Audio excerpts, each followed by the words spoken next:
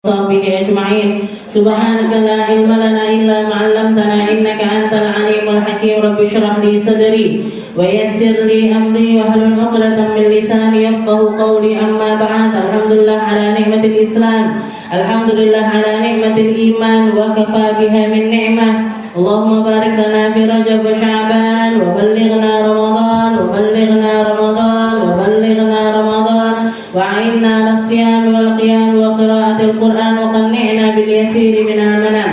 Alhamdulillah, segala puji bagi Allah Subhanahu wa taala. Hari-hari menjelang bulan Ramadan sudah amat sangat dekat bagi kita, maka sudah sepantasnya bagi kita untuk mempersiapkan diri, untuk menata niat, untuk memberikan perkara-perkara yang terindah untuk menyambut bulan Ramadan, karena kita insya Allah akan segera menjadi tamu-tamu Ramadan, dan Ramadan juga akan bertamu kepada kita.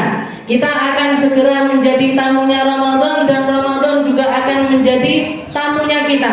Tamu yang hadir di dalam kehidupan kita, tamu yang akan menghiasi hari-hari kita, tamu yang akan membawa oleh-oleh dari luar sana, tamu yang akan membawa perkara-perkara baik ke dalam kehidupan kita, dan kita pun juga akan menjadi segera tamunya Ramadan. Maka kita juga harus mempersiapkan diri untuk menjadi tamu yang disambut. Jangan sampai menjadi tamu yang dilempar atau tamu yang diusir oleh Ramadan. Karena perkara seorang tamu itu sesuai yang dikatakan oleh para ulama kita, sya'nud duyuf. Jadi adabnya bertamu atau kriteria para tamu itu selalu masuk di dalam salah satu dari 3 golongan. Ada yang pertama, golongan tamu yang disambut kedatangannya, dan yang kedua adalah tamu yang sekedar mampir untuk mendapatkan hajatnya, setelah itu dia pulang begitu saja, dan yang terakhir adalah tamu yang tidak diharap-harapkan kedatangannya. Kita kalau di rumah kita kedatangan tamu yang masuk ke rumah kita pun selalu salah satu dari 3 golongan ini. Ada tamu yang disambut luar biasa, ada tamu yang disambut dengan segala persiapannya. Kayak saya istilahnya kemarin waktu ada hajat Ar-Ridwan, tamunya katanya janjinya datang maghrib, ternyata datangnya jam 11 malam, bahkan jam 12 malam baru makan. Tapi apa yang terjadi di rumah kita? Tetap kita sambut, lampunya tetap kita nyalakan, makanannya tetap kita hidangkan. Bahkan yang ada di dalam rumah yang istilahnya gule niku bukan gule apa ya kemarin itu, makanan-makanan yang kuah-kuahnya diinget bentar lagi berangkat, diinget berangkat lagi diinget Kenapa kok kita rela seperti itu? Karena tamunya adalah tamu-tamu yang disambut. Tamunya adalah orang rumah itu senang dengan kedatangannya, gembira dengan kedatangannya, meskipun jam 12 malam nyampe rumahnya tetap kita sambut. Bahkan dulu saya ingat Habib Zain Baharun sama Habib Segaf itu pernah ada acara, mau ada acara di Tulungagung, malamnya nginepnya itu di Perigi. Malamnya itu nginep di Perigi. Terus ngabari nanti makan malamnya di rumahnya Habib Muh ya. Kita tuh sama kayak gitu kan. Jam 9 belum datang, jam 10 belum datang, jam 11 belum datang, jam 1 udah datangnya. Sampai lampu itu dimatikan, sudah dimatikan semuanya, sudah nyampe ngantru, nyalain semuanya, diinget kabeh, ditotoneh, ini minumannya dikasih dingin-dinginannya lagi, yang kuah-kuahnya diinget-inget lagi. Kenapa kok kita sampai rela seperti itu? Karena tamunya adalah tamu yang disambut. Karena tamunya adalah tamu yang menggembirakan hati kita. Tamunya adalah tamu yang menjadi kehormatan bagi kita untuk menyambut mereka. Tamunya bikin orang rumah gembira, bikin rumah itu mulia, bikin orang-orang yang direpotkannya ini bukannya malah mengeluh, tapi malah bersyukur luar biasa. Alhamdulillah Habibnya mau mampir. Alhamdulillah beliaunya masih mau nginjekkan kaki di rumah kita. Alhamdulillah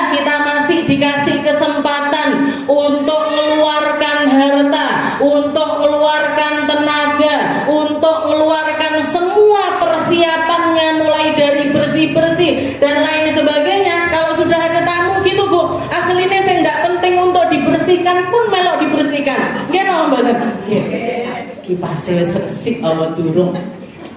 Karpetnya pilih yang terbaik, nggih. Kursinya ditata sing apik, sajiannya kita cari yang terenak, bahkan kita sesuaikan. Oh, Habib Segaf itu sukanya udang, oh Habib Segaf itu sukanya salad, oh Habib Segaf itu sukanya ini. Kita cari informasi, nggih. Kita cari ini sukanya apa, yang remenane nopo, yang bakalan dimakan apa. Kita cari dan kita persiapkan sebisa mungkin untuk kita hidangkan. Kenapa kok seperti itu? Karena tamunya adalah tamu kehormatan. Ini adalah tamu yang pertama. Kita sama Ramadan pun begitu, Bu, harusnya nyari tamunya. Ini kira-kira Ramadan ini seneng apa ndak awake dhewe mlebu? Ini kira-kira Ramadan ini bakalan nyambut kita apa tidak? Ini Ramadan ini kira-kira akan terhormat dengan adanya kita masuk di dalam bulan tersebut atau tidak? Kalaupun misalkan kita tidak mampu untuk jadi golongan pertama yang mengindahkan Ramadan, yang menghormatkan dengan penuh hormat kepada Ramadan, yang akan memperindah keadaan Ramadan suatu umat, maka kita bisa masuk di dalam golongan yang kedua. Golongan yang kedua gimana? Orang-orang yang bertamu, sekiranya tamu yang ada di dalam rumah ini masih kerso untuk kita mendatanginya, meskipun datangnya kita hanya untuk nyari-nyari apa yang ada di dalam bulan Ramadan. Kita yang berhajat sama Ramadan, kita yang nyari perkara indah yang ada di dalam bulan Ramadan. Yang ada di dalam Ramadan apa? Puasa. Kita ngambil puasa.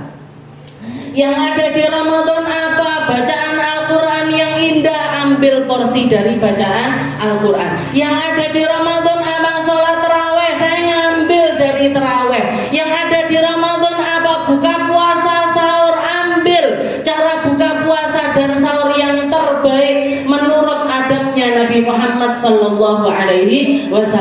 Sekiranya apa? Sekiranya apa yang kita butuhkan, apa yang kita hajatkan dari Ramadan ini kita dapat, setelah itu kita keluar bawa perkara-perkara indahnya Ramadan yang akan menjadi bekal kita selama setahun penuh, yang akan membantu ibadah kita setahun penuh, yang akan mencegah kita dari berbagai maksiat setahun penuh, yang akan memperindah tutur kata kita, cara pandang kita, cara dengar kita, langkah kaki kita, omongan kita, semuanya akan diperbaiki oleh Ramadan. Selesai dari Ramadan itu jadi bekal kita selama setahun penuh. Ada tamu-tamu yang model semacam itu. Ada tamu-tamu yang modelnya itu semacam ini. Saya mau pergi ke ulama itu, saya mau ziarah ke wali ini. Kenapa? Saya punya hajat, saya pengen dongo, saya pengen ini, saya pengen ini. Kita ambil itu dari orang-orang mulia tersebut, tapi selesai sudah. Berpisah dengan antara tamu dengan yang ditamuin ini, berpisah tanpa ada ikatan apapun lagi. Kalaupun tidak bisa jadi golongan yang pertama, jadilah golongan yang kedua.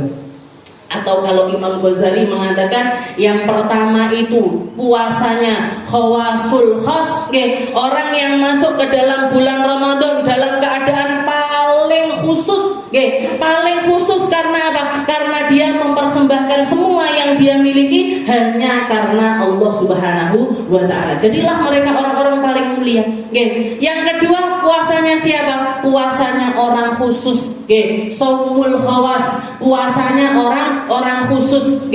Yaitu mereka-mereka ini tadi ngambil perkara-perkara indahnya Ramadan jadi bekal kehidupan mereka sampai Ramadan berikutnya. Yang terakhir siapa? Tamu-tamu yang tertolak, tamu-tamu yang diusir sama Ramadan, tamu-tamu yang walaupun rahmatnya Allah Ta'ala, ampunannya Allah Ta'ala, kebaikannya Allah Ta'ala bagaikan hujan badai di bulan Ramadan, tapi ada orang-orang yang tidak basah sama sekali, ada orang-orang yang tidak kena sama sekali, ada orang-orang yang tidak kecipratan kebaikan sama sekali. Kenapa? Karena keburukan yang ada pada pada diri mereka, menyebabkan tuan rumah ini tidak mau mereka itu menginjakkan kaki di rumah-rumah mereka.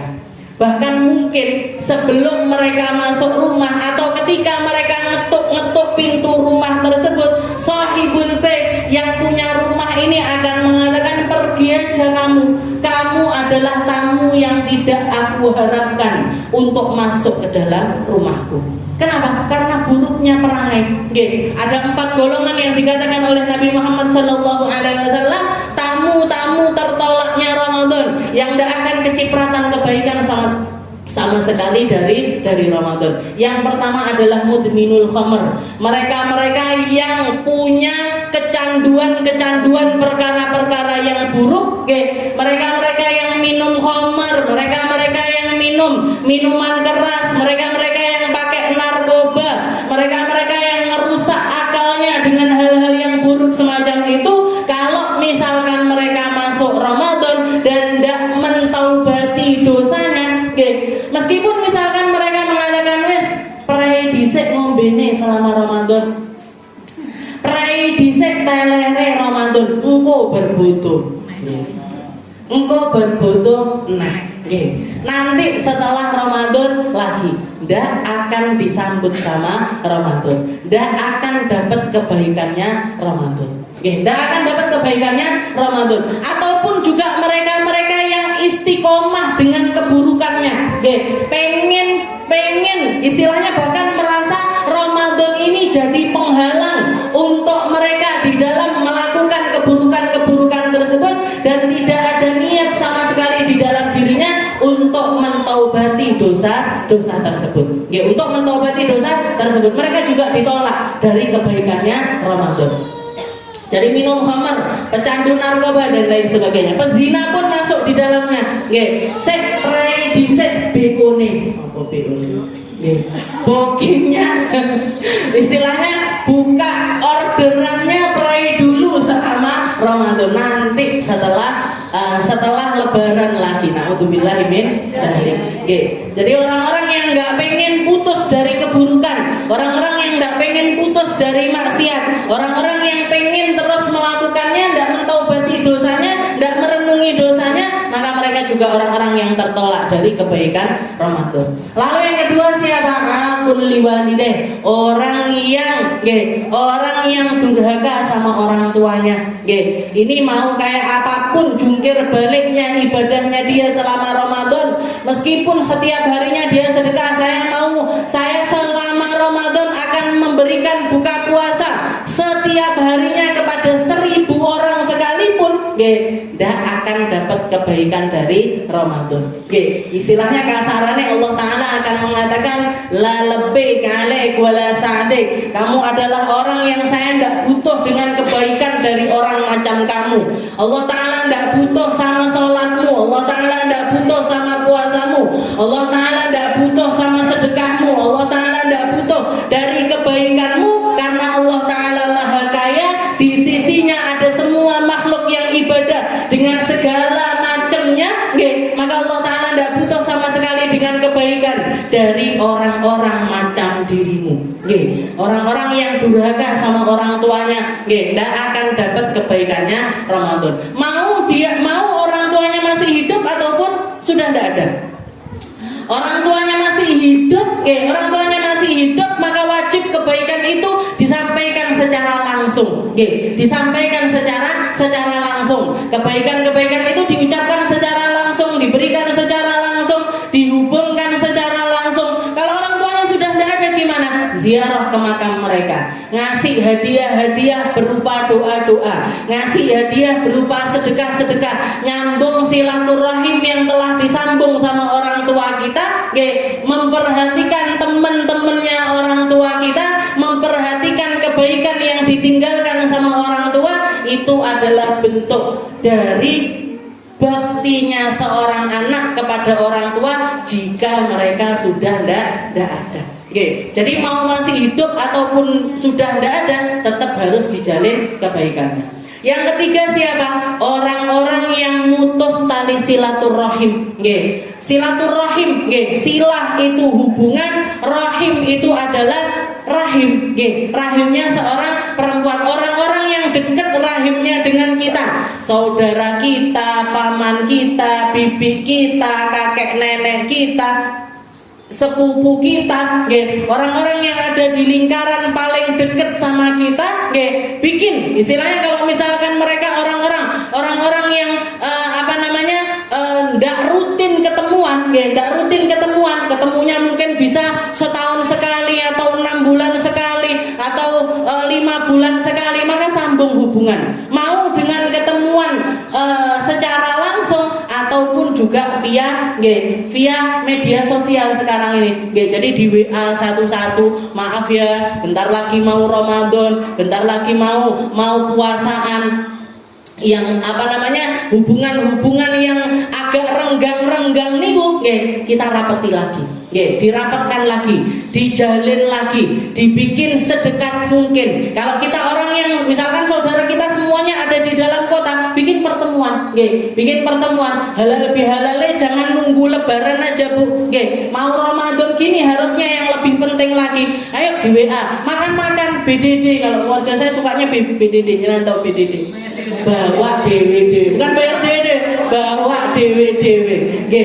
Jadi nanti ada yang bawa es, ada yang bawa ini, ada yang bawa buah, ada yang bawa martabak, ada yang bawa ini, ngumpul bareng-bareng, makan bareng-bareng. Cuman itu tujuannya. Oke. Tujuannya apa? Nyambung silaturahim. Kalau ada yang sakit, sakit apa? Oh, kalau ada yang ekonominya agak seret, dibantu bareng-bareng. Ada yang lagi sakit, dibantu bareng-bareng. Ada yang ada yang butuh perhatian, sekolahnya di mana dan lain sebagainya. Bukan untuk ikut campur, bukan untuk apa-apa, karena kita memang adalah orang-orang yang dekat rahimnya, maka sudah sepantasnya bagi kita untuk memperhatikan mereka secara eksklusif, karena saudara kita, Bu, saudara kita, sepupu kita, paman bibi kita. Kalau bukan kita yang baikin mereka, siapa lagi?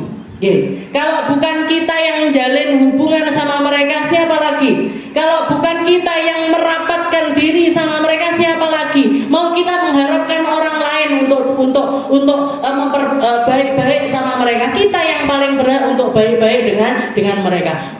Doakan mereka, jalin hubungan sama mereka. Kalau kita punya ilmu, mereka orang yang paling awal harus dapat ilmu. Kalau kita punya harta, mereka yang harus ikut mencicipi harta kita. Kalau kita kesusahan pun, mereka pun juga adalah orang-orang yang akan paling bersedih atas sakitnya kita. Itu kalau hubungannya terjalin baik, nggih. Tapi lek ndak apik, nggih ngoten niku, kayak yang terjadi sekarang itu. Loro, alhamdulillah. Bangkrut, sujudno, dhewe sing bangkrut. Naudzubillah, nggih. Ini rasa-rasa semacam ini yang akan membuat Ramadan itu enggan untuk menerima kebaikan-kebaikannya kita. Mau kita puasa setiap hari sekalipun, mau kita ngambil puasa Daud, mau kita ngambil puasa apapun itu, kalau kita sama keluarga ndak baik, kebaikan itu ndak akan pernah bisa nyampe kepada diri kita. Yang keempat siapa? Yang keempat adalah orang-orang yang saling berseteru, sesama mukmin. Mereka-mereka yang punya kebencian, mereka-mereka yang punya istilahnya marah-marahan, atau mereka-mereka yang pernah ada masalah di masa lalu, kita benci luar biasa sama mereka, pegel luar biasa sama mereka, maka rasa ini yang harus kita hilangkan antara kita dengan dia, antara kita dengan orang tersebut, antara kita dengan hamba mukmin tersebut. Benci pernah, misalkan pernah terjadi kebencian, atau pernah terjadi cekcok, atau pernah terjadi pertengkaran dan lain sebagainya, kita masih sakit hati sama mereka, kita masih benci sama mereka. Kebencian ini yang harus kita bersihkan. Apa harus minta, istilahnya kalau misalkan yang salah dia, kalau misalkan yang salah dia, kalau misalkan yang nyakitin nyakitin hati kita itu dia, gimana? Dan kita nggak pengen hal itu terulang lagi. Kalau kita bukakan pintu untuk mereka, dia akan robos lagi dan nyakitin kita untuk kedua kalinya. Apa harus balikan juga? Apa harus datengin juga? Enggak, Bu. Cukup maafkan mereka dari dalam hati kita, minta ngangkat tangan, minta kepada Allah Ta'ala, ya Allah, saya sudah maafkan dia, saya sudah melupakan kesalahannya dia, saya tidak pengen lagi hal itu masih mengotori hati saya. Saya tidak pengen hal itu menjadi sesuatu yang kotor di dalam hati saya. Maka ya Allah, karena keburukan yang telah dia lakukan kepada saya, tolong maafkan dia dan juga saya. Tolong ampuni dia dan juga saya. Tolong kasih kebaikan kepada dirinya dan juga untuk saya. Masalah kita tidak mau jalin hubungan lagi sama orang tersebut, itu adanya di dalam ranah kehati-hatian. Adanya di dalam ranah kehati-hatian. Karena kadang-kadang memang ada orang-orang yang terlampau tidak tahu malu. Karena memang ada orang-orang yang terlampau tidak tahu malu, nyakitin orang sekali, nyakitin orang. Banyak orang bahkan disakiti, tapi mereka itu tidak merasa kalau sedang nyakiti hatinya orang. Atau misalkan orang-orang yang kalau gampangnya, misalkan jenengan diutangi sama orang sekali, jenengan kasih, saya minjem 1 juta, kasih. Besoknya lagi minta, saya minjem lagi 2 juta, dikasih. Minjem lagi 3 juta, dikasih. Baru ngono ditagih, malah nesu-nesu. Lah orang kayak gini nih, jenengan mau ngasih terus apa kira-kira? Ndak usah lah. Mau kita kasih terus, lain jenengan kuat ngekei terus. Itu jadi kebaikan yang jenengan.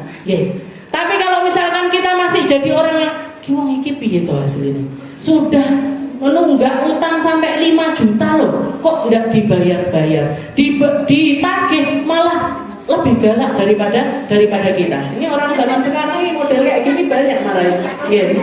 Jadi ditagih, kamu punya utang 5 juta sama saya, katanya janjinya sebulan, ini sudah 5 tahun kok nggak dibayar. Kamu kan nggak butuh sama uang itu loh. Urusannya apa? Kan? Istilahnya urusan antara bayar utang sama nggak butuh untuk sama uang itu kan dua hal yang berbeda. Ini ada banyak orang-orang keluaran sekarang ini, apa namanya? Manusia model sekarang ini yang nggak tahu malu, terlampau nggak tahu malu, sehingga mereka nyakiti orang, tapi mereka merasa sebagai orang yang terdolimi. Sama orang-orang kayak gini nih kita gimana? Tutup pintu sama mereka, tapi maafkan mereka. Tutup pintu, saya nggak ngarep-ngarep 5 juta itu bakalan dibayar sama dia. Saya nggak ngarep-ngarep wis tak ikhlas nih, wis tak berikan sama dia. Tapi untuk mau ngutang lagi, maaf. Lain jenengan mau ngasih lagi, konsekuensinya apa? Ya berarti pengen nambah loro hati nih. Pengen nambah mulaan loro hati. Tutup pintu kepada mereka, tapi minta ampun sama Allah Ta'ala. Ya Allah, saya sempat benci sama dia, padahal dia adalah hamba beriman, dia adalah orang yang ahli sholat, dia adalah orang yang ahli puasa. Uang saya 5 juta itu tak ikhlaskan, muga-muga menjadi perbaikan bagi dirinya. Semoga menjadi bekal kebaikan untuk orang tersebut. Semoga menjadi darah daging yang halal untuk orang tersebut. Tapi untuk saya bukakan pintu lagi untuk orang tersebut, saya tidak mau, ya Allah. Jadi ini ranahnya apa? Ranahnya hati-hati. Ranahnya hati-hati. Bukan buruk sama orang itu, enggak. Hati-hati awake dhewe. Kenapa? Karena ini ada orang-orang yang semacam ini. Atau mantan suaminya jenengan yang punya mantan. Yang punya mantan cerai ataupun terjadi cekcok yang luar biasa, pernah pukul-pukulan, pernah saling menyakiti, pernah saling ini, kita maafkan nggak apa-apa. Orang-orang tersebut istilahnya sudah jadi masa lalunya. Sebagian orang dimaafkan, dilupakan, didoakan. Tapi untuk mengulangi lagi, misalkan dia datang, ayo kita baleni lagi. Oh maaf, dulu kamu ngampungi saya itu apa ndak lupa. Oh maaf, dulu kamu nyakiti saya dengan kata-katamu itu apa ndak sakit saya masih ingat sekali dengan keburukan itu, saya masih ingat sekali dengan rasa sakit tersebut, tapi saya sudah melupakan, istilahnya sudah move on.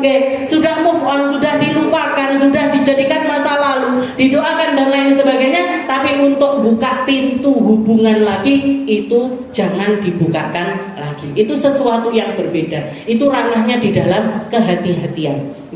Jadi jenengan list, saya pernah sakit hati sama orang ini, sama orang ini, sama orang ini, sama orang ini. Walaupun sampai 2 lembar bukunya jenengan book sama namanya orang, jenengan sebutkan satu-satu, ya Allah, tak maafkan fulan bin fulan, tak maafkan fulan bin fulan, tak maafkan orang ini, tak maafkan orang ini. Yang ini masalahnya apa? Hutangnya 5 juta, yang ini 10 juta, yang ini 2 juta. Berarti total Menas dewe. Jadi dimaafkan, jenengan maafkan sebelum masuk Ramadan. Kenapa? Karena kalau kita bawa sampai masuk Ramadan, itu yang rugi kita. Yang rugi kebaikannya kita, yang rugi usahanya kita, yang rugi niat baiknya kita. Niat baiknya kita. Karena golongan yang keempat ini banyak orang mengalaminya. Rata-rata uang mesti duwe, istilahnya gitu. Pasti punya orang-orang yang masalah-masalah yang semacam ini. Tapi sebelum masuk Ramadan masih ada kesempatan seminggu ini. Kita maafkan mereka, kita lupakan kejadian itu, kita lupakan hal-hal yang terkait antara kita dengan dirinya. Masalahnya masalah harta, saran saya adalah halalkan untuk mereka, dan katakan, ya Allah, saya tidak akan nuntut, saya tidak akan nuntut lagi perkara-perkara ini di akhirat nanti. Jadikan ini daging-daging yang halal, yang akan menjadi darah daging bagi mereka, yang akan memperbaiki keturunannya dia, yang akan jadikan mereka orang-orang yang engkau pandang dengan pandangan-pandangan rahmat. Lek jenengan bisa doakan mereka dengan cara yang semacam ini, tebu. Wong nyebutkan namanya, kalau orang udah pegel itu mau nyebutkan namanya aja kan mah aku gak mau, saya lisan saya ternodai dengan nama orang tersebut. Tapi sondongane ngono top. Mugi-mugi dimudahkan sama kita.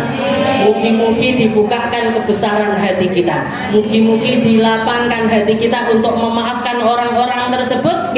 Niatnya apa sih? Niatnya nyari kedudukan di sisi Allah, Bu. Urusannya bukan sama orang tersebut. Urusannya bukan siapa dia, bukan tentang apa yang terjadi antara kita dengan dirinya, tapi masalah tersebut akan mempengaruhi hubungan kita dengan Allah Subhanahu wa ta'ala. Karena biar bagaimanapun mereka adalah hambanya Allah, mereka adalah makhluk yang dibikin sama Allah. Kelakuan seorangnya itu semuanya adalah perkara-perkara yang ditakdirkan oleh Allah ta'ala untuk hadir di dalam kehidupan kita. Jadi gampangnya gimana caranya memaafkan? Caranya memaafkan gimana? Dia adalah hamba Allah, dia melakukan hal tersebut. Kejadian itu adalah kejadian yang Allah ta'ala takdirkan untuk memperkuat saya, untuk menyembuhkan saya, untuk mengangkat derajat saya, untuk menjadikan saya hamba-hamba yang istimewa di sisi Allah Subhanahu wa ta'ala. Jadi urusannya sama Allah. Urusannya bukan sama orang tersebut, tapi urusannya adalah kepada Allah Subhanahu wa ta'ala. Kita selesaikan pembahasan kita di dalam bab puasa Ramadan. Kalau tentang hal yang membatalkan, hal-hal yang diharamkan di dalam Ramadan dan lain sebagainya, saya yakin jenengan sudah setiap tahunnya mengkaji, setiap tahunnya mempelajarinya. Di sini saya hanya ingin nambahkan aja, nambahkan tentang perkara-perkara yang bisa kita yang masuk di dalam list, tambahan kebaikan, masuk di dalam list perkara-perkara yang bisa kita tambahkan di dalam Ramadan kita. Sunanus shaum Ramadan, sunnahnya puasa Ramadan. Ada perkara yang perlu kita perhatikan sebelum masuk Ramadan dan perkara yang perlu kita perhatikan ketika masuk di dalam bulan Ramadan. Yang sebelum Ramadan ini apa? Yang sebelum Ramadan ini apa? Selain tadi persiapan zahir batin itu tadi, di awal malam Ramadan, para ulama awal malam pertama kita tarawih tapi harinya masih belum puasa. Jadi malamnya sudah tarawih tapi hari itu kita belum melaksanakan puasa. Awalul lailatin min Ramadan. Malam pertama itu para ulama menyebutnya dengan Lailatul Nadrah, malam pandangannya Allah, di mana Allah Subhanahu wa taala mengampuni semua hamba-hamba yang tidak ada keburukan yang 4 itu tadi. Semuanya diampuni sama Allah taala, kecuali orang kafir, kecuali orang-orang yang mudminul khamr dan lain sebagainya. Maka para ulama menganjurkan kita, pertama yang perlu kita perhatikan malam itu, di malam pertama itu tadi menjelang maghrib, jadi pas maghrib masuk awal tanggal 1 Ramadan itu ada perkataan Nabi Muhammad SAW yang mengajarkan kepada kita untuk baca doa.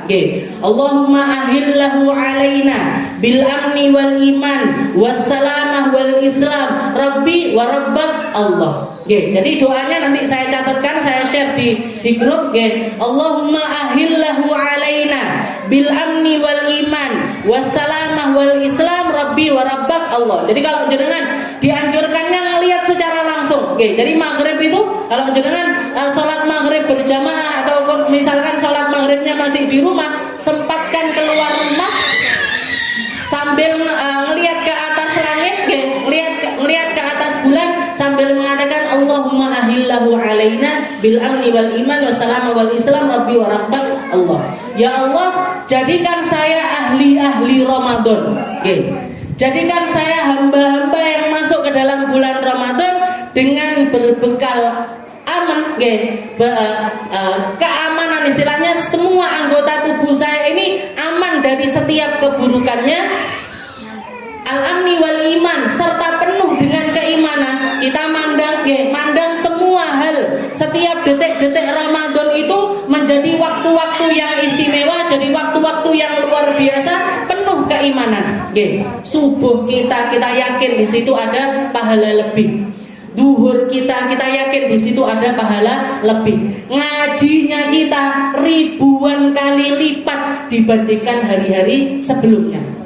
Jadi kita cari istilahnya Ramadan jadi pengingat pahala, Ramadan jadi pengingat iman, Ramadan jadi pengingat hubungan antara kita dengan Allah Subhanahu wa ta'ala. Allahumma ahillahu alaina bil amni wal iman wassalamah wal islam, dan kasih saya kesehatan. Kenapa? Karena kalau Ramadan jenengan nggak sehat, yang mau kita listkan dari kebaikan ini berapapun banyaknya, nggak berdaya kita. Arepe terawih ndak iso, mau puasa ndak kuat, mau mau pergi ke sini, mau silaturahmi dan lain sebagainya, jadi ndak bisa. Kita nyari keselamatan. Selamat ini mau itu keselamatan dohir ataupun juga keselamatan batin. As-salamah wal Islam, dan juga masih di dalam naungannya Islam. Jadi syariatnya Allah Ta'ala ini mampu kita jaga selama hari-hari Ramadannya kita. Allahumma ahillahu alaina bil amni wal iman wa salamah wal Islam rabbi wa rabbak Allah. Wahai bulan, kamu jadi penentu awal masuknya Ramadan, dan kamu juga akan jadi penentu untuk akhir dari Ramadan. Ketahuilah wahai bulan, Tuhanku dengan Tuhanmu sama, yaitu Allah. Kamu ibadah dengan caramu, dan saya akan ibadah dengan cara saya. Kamu taat kepada Allah Ta'ala dengan caramu, dan saya akan taat kepada Allah Ta'ala dengan cara saya. Itu yang diajarkan sama Nabi Muhammad Sallallahu Alaihi Wasallam. Setelah itu para ulama kita juga menganjurkan, kalau nggak salah yang mengatakan adalah Habib Salim Asy-Syatiri, yang dijuluki sebagai Sultanul Ulama, rajanya para ulama. Habib Salim Asy-Syatiri, Habib Umar bahkan berguru kepada beliau. Semasa hidupnya Habib Salim ini, Habib Umar setiap rutinannya Habib Salim Asy-Syatiri selalu datang. Selalu datang ngaji tapi dikasih mic. Beliau belajar tapi dikasih mic. Kenapa kok dikasih mic? Karena setiap akhir sesi di waktu tanya jawab, Habib Umar ini orang yang paling banyak bertanya. Padahal beliau ulama sekali itu, tapi kalau di depannya Habib Salim Asy-Syatiri ini list pertanyaannya ini, Beb, kalau ini gimana Beb? Beb, kalau ini gimana Beb? Beb, kalau ini gimana Beb? Makanya saya agak heran. Jenengan ini ngaji sama saya tiap sesi pertanyaan, kok enggak ada pertanyaan? Kan saya jadi bingung. Ya aslinya ibu-ibu paham apa ora. Ini aslinya nyantol lho Bunda. Yes, tapi saya husnudzon lah sama jero paham kabeh, pinter kabeh, ngerti kabeh. Nah, tenang. Jadi Habib Umar itu dikasih mic karena saking banyaknya pertanyaan yang beliau tanyakan kepada Habib Salim Asy-Syadzili. Jadi julukannya beliau itu Sultanul Ulama, rajanya para ulama di zaman beliau. Masih zaman saya beberapa kali ketemu sama beliau. Bahkan kalau kita ziarah ke tempatnya Habib Salim niku mesti dihadiahi kitab. Jadi kita datang bertamu, bahkan kita minta izin salaman itu boleh. Kalau sama Habib Umar nggak pernah boleh. Tapi kalau salaman sama Habib Salim Asy-Syadzili itu terus selalu boleh. Tapi kalau salaman itu beliau nanti tangannya dibungkus sama sorban. Setelah itu diberikan kepada kita. Bahkan seringkali kalau Habib ini anak-anak Daruz Zahra, Habib ini anak murid-muridnya Habib Umar, diusuk-usuk kepala kita, didoakan. Pulang jadi datang nggak bawa apa-apa, dijamu, dikasih makan, dipersilakan untuk sholat berjamaah dan lain sebagainya, dibawa ke maktabahnya salaman, pulang dikasih hadiah kitab semuanya. Jadi Habib Salim itu seperti itu. Jadi Sultanul Ulama, rajanya para ulama. Beliau mengatakan nganjurkan kalau malam pertama Ramadan itu sempatkan untuk baca surat Al-Fatah. Sempatkan baca surat Al-Fatah, Inna Fatahna laka fatham mubina. Dengan niat apa? Niatkan kebaikannya Ramadan ini kita bisa kulaan sebanyak-banyaknya. Niatkan biar setiap detail dari kebaikan, baik itu waktunya, baik itu ibadahnya, mau itu berkahnya, apapun yang tersimpan di dalam Ramadan, Allah Ta'ala berkenan untuk membukakannya untuk kita dan kita bisa ngambil kebaikan-kebaikan tersebut. Beliau menganjurkan sebenarnya dilaksanakan di dalam sholat. 4 rakaat, setelah itu dibagi 4 makro, dibagi 4 setelah Fatihah itu jadi dicicil ngoten. Tapi beliau mengatakan kalaupun misalkan kita tidak bisa, misalkan tidak mampu untuk melaksanakannya di dalam sholat, maka paling tidak dibaca antara maghrib sampai isya. Antara maghrib sampai isya. Kalau tidak bisa juga sampai isya, ya pokoknya malam itu sempatkan untuk baca surat Al-Fatah. Sampai subuh niku sempatkan untuk baca surat Al-Fatah. Tidak panjang Bu. Tidak sampai 2 juz, tidak sampai. 1 juz saya tidak sampai. Cuman 3 lembar lah tidak salah. 3 lembaran. Jadi sempatkan untuk baca surat Al-Fatah. Itu dari Habib Salim Asy-Syadzili.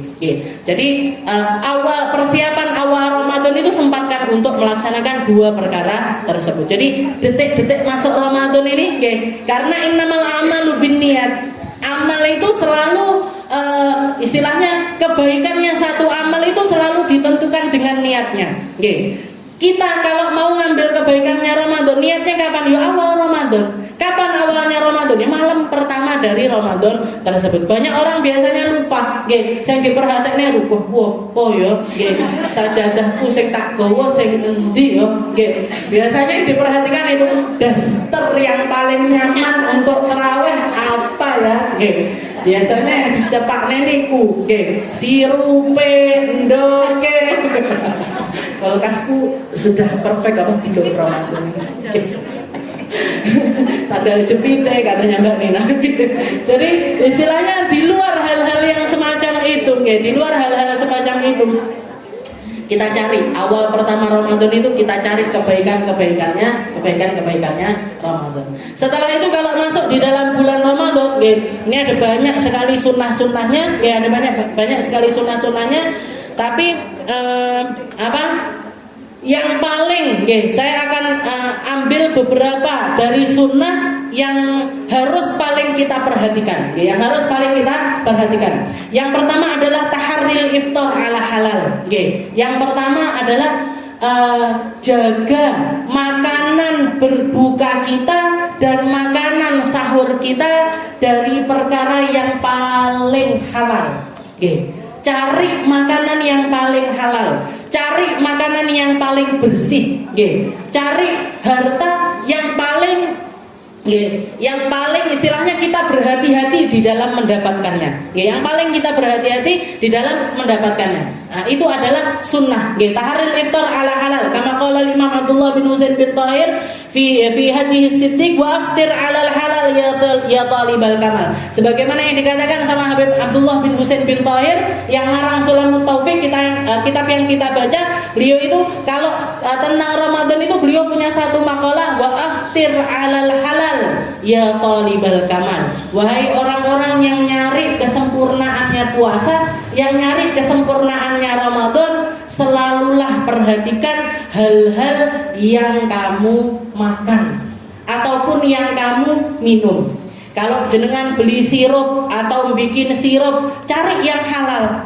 Karena beberapa dari sirup-sirup itu saya dengar ada campuran alkoholnya, ada campuran ininya dan lain sebagainya. Cari yang paling halal, cari yang paling aman. Kalaupun misalkan kita beli sama orang-orang terdekat kita, ada yang bikin sirup ini, ada yang bikin sirup ini, jenengan tanya, ini yang bikin siapa? Orangnya bagaimana? Orangnya ahli majelis apa enggak? Orangnya yang belajar agama apa enggak? Orangnya ketika bikin ini tadi benar-benar hati-hati sama apapun yang dimasukkan ke dalam hal tersebut apa enggak? Cari yang paling halal. Cari yang paling halal. Jangan cari gratisan. Munyer jam 5 wayahe munyer. Liwati masjid nyari, ada banyak orang bagi-bagi takjil gitu. Ada banyak orang bagi, apa ndak boleh Ustazah ngambil? Boleh, silahkan. Tapi kalau misalkan jenengan yakin, istilahnya bisa menjamin ini makanan adalah makanan yang bersih, yang ngasih adalah orang yang baik, yang ngasih adalah, silahkan, nggak apa-apa. Jadi, tapi kalau misalkan enggak dan kita adalah orang yang mampu membeli dengan harta kita sendiri, kita mampu untuk membelinya, kenapa kita harus nyari gratisan? Kalau kita bisa membayar dan itu lebih mulia, dan itu lebih mulia. Biarkan yang dapat gratisan ini orang-orang yang benar-benar membutuhkan, orang-orang yang benar-benar membutuhkan. Ini saya numpak mobil, empat kononnya ngambil lagi. Kalau jenengan ngambil untuk bagikan lagi ke orang-orang, silahkan. Tapi kalau misalkan enggak, saran saya, selagi kita mampu, selagi kita ada, selama suami kita, harta yang diberikan sama suaminya jenengan itu harta yang paling terhormat. Atau kalau jenengan harta yang jenengan dapatkan dari min amalin yadi, dari amalnya tangannya jenengan sendiri, itu harta yang paling terhormat. Guru saya Habib Segaf itu mengatakan, orang zaman sekarang ini harta yang paling halal itu adalah harta yang diberikan oleh orang yang punya ilmu agama. Dari dia mengajarkan agama tersebut, dia dapat upah dari itu. Guru-guru madrasah, guru-guru sekolahan, guru-guru yang mengajarkan Al-Quran dan lain sebagainya, ketika dikasih orang karena mengajarkan Al-Quran, itu uang paling halal yang ada pada zaman sekarang ini. Mengalahkan perdagangan, mengalahkan jasa apapun, karena ilmu agama adalah perkara yang paling mulia di atas muka bumi ini. Maka amal, atau walaupun saya yakin para guru-guru itu yang dicari bukan gajinya, yang dicari bukan bayaran tersebut, tapi ketahuilah bahwasanya bayaran itu adalah harta paling halal yang tersisa di atas muka bumi ini. Karena kalau perdagangan nyampur-nyampur, kalau perdagangan mana yang murni halal itu tidak ada zaman sekarang ini, mesti enek. Tapi kalau misal terus saya pedagang piye misalnya, kalaupun misalkan kita dagang, bersihkan itu, sempatkan untuk membersihkannya. Bersihkannya pakai apa? Sedekah. Bersihinnya pakai sedekah. Saya kerja sehari omsetnya 100.000 misalkan, kepayon dapat untung 100.000, ambil 10.000-nya pembersih, ini buat bersihkan, atau 5.000-nya buat bersihkan, atau kalau enggak 2.500-nya jadikan untuk pembersih dari harta kita. Jadi ini yang paling at-taharril iftar alal halal. Setelah itu yang kedua, atau si'ah alal iyal. Dan yang kedua, jangan eman-eman untuk menyediakan yang terbaik untuk keluarga.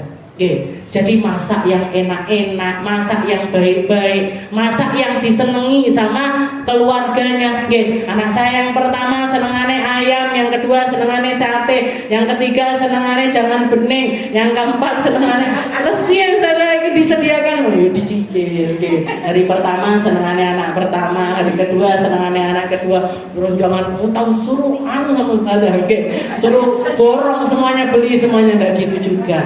Nggih, tapi istilahnya longgarkan, longgarkan, mesti diganti sama Allah Ta'ala. Tidak akan mungkin tidak diganti sama Allah Ta'ala. Harta yang jangan berikan, karena sedekah terafdal itu sama yang terdekat. Yang terdekat sama kita siapa? Keluarga kita sendiri.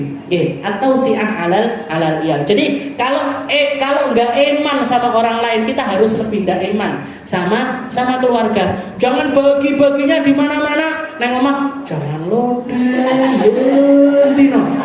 hari pertama sampai hari terakhir jangan lodeh terus. Mek diganti lodeh terong, lodeh tempe, lodeh kacang panjang. Jadi atau si'ah alal iyal itu pahalanya luar biasa di sisi Allah Subhanahu wa taala. Setelah itu yang ketiga, batarkul lagwi wal musyatamah, fa in syatamahu ahad falyatadzakar biqalbihi annahu shaim. Yang ketiga, tarkul lagwi, meninggalkan perkara-perkara yang mulghah, perkara-perkara yang tidak ada manfaatnya, perkara-perkara yang tidak membawa kebaikan bagi kita, apalagi musyatamah, apalagi tukaran, wes peraikan tukaran, peraikan tukaran. Peraikan itu gimana, Jadi istilahnya hentikan pertikaian, jangan kasih kesempatan diri untuk bikin masalah sama siapapun. Jadi puasanya itu bukan cuma puasa makan minum, tapi puasalah juga dari perkara-perkara yang keluar dari lisan kita.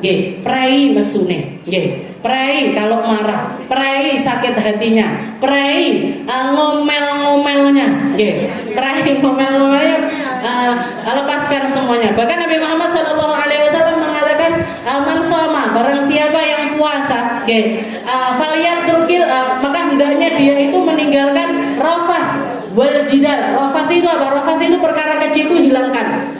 Jadi Ramadan ini sebenarnya mirip-mirip sama haji, Bu. Mirip-mirip sama haji. Kalau di dalam haji Allah Ta'ala mengatakan al-hajju ashhurun ma'lumat. Falan farada fihinna al-hajja fala rafatha wala fusuqa wala jidala fil hajj.